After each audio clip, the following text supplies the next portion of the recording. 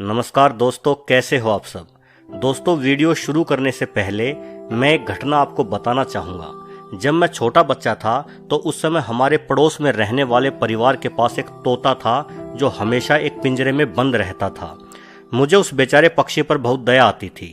मैं सोचता था कि आखिर इस मासूम परिंदे ने ऐसा कौन सा अपराध किया है जो इसे जेल यानी पिंजरे में रहने की सजा मिली हुई है। एक दिन मौका पाकर मैंने उस पिंजरे में मौजूद छोटा सा दरवाजा खोल दिया ताकि वो तोता उड़ सके।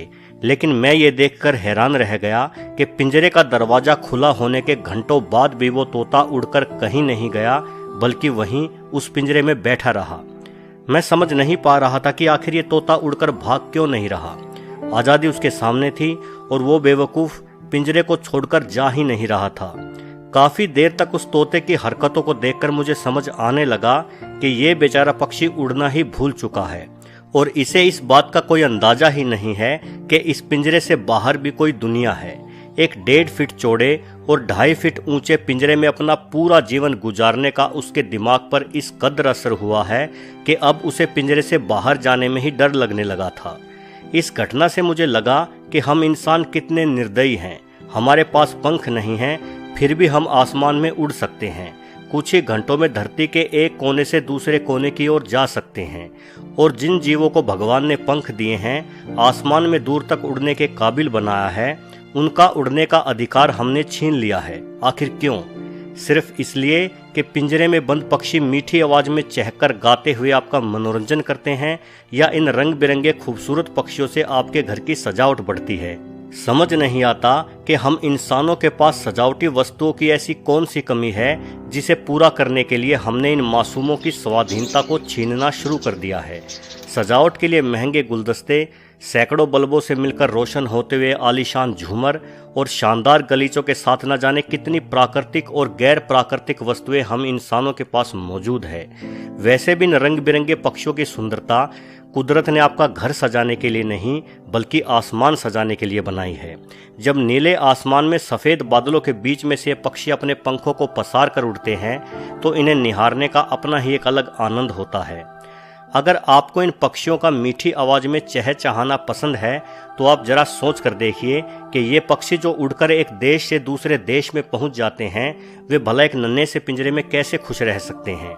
इन पिंजरों में कैद होकर निश्चित तौर पर ये पक्षी रोते होंगे और इनकी इसी रोने की आवाज़ को हम इनकी चहचहाट समझ बैठते हैं।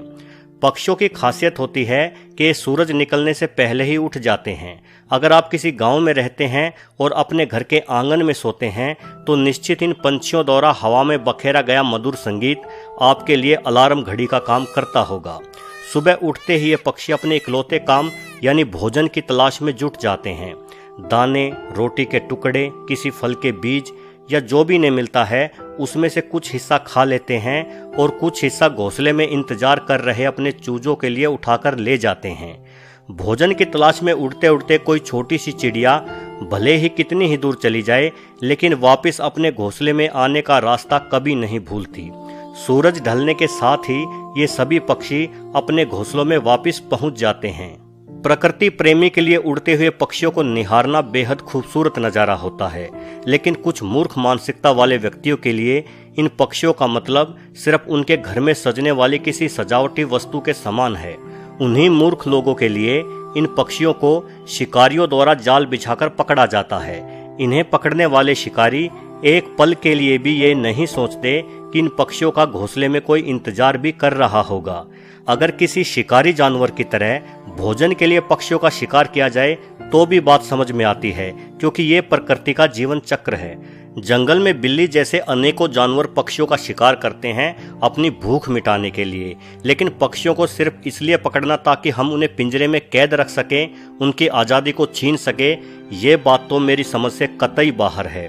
हम में से बहुत से लोग गर्मियों में अपने घर की छत या आंगन में किसी बर्तन में पक्षियों के लिए पानी रख देते हैं। कुछ अनाज के दाने भी हम उस पानी के निकट डाल देते हैं ताकि इन मासूम परिंदों की भूख और प्यास मिटाकर हम कुछ पुण्य कमा सकें। लेकिन दोस्तों, अगर आपके आसपास किसी घर में कोई भी पक्षी पिंजरे में बंद है तो आप किसी भी तरह से उस पक्षी के मालिक को समझा बुझाकर उस पक्षी को आज़ाद जरूर कराएं, क्योंकि आज़ादी हर जीव का हक है।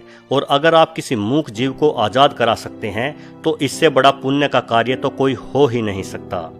दोस्तों, आपने आखिरी तक इस वीडियो को पूरा देखकर मेरे विचारों को सुना, इसके लिए मैं आपका आभारी हूं। आप भी अपने विचार कमेंट्स के जरिए मुझ तक पहुंचा सकते हैं। वीडियो पसंद आया हो तो वीडियो को लाइक और चैनल को सब्सक्राइब जरूर कर लेना। धन्यवाद।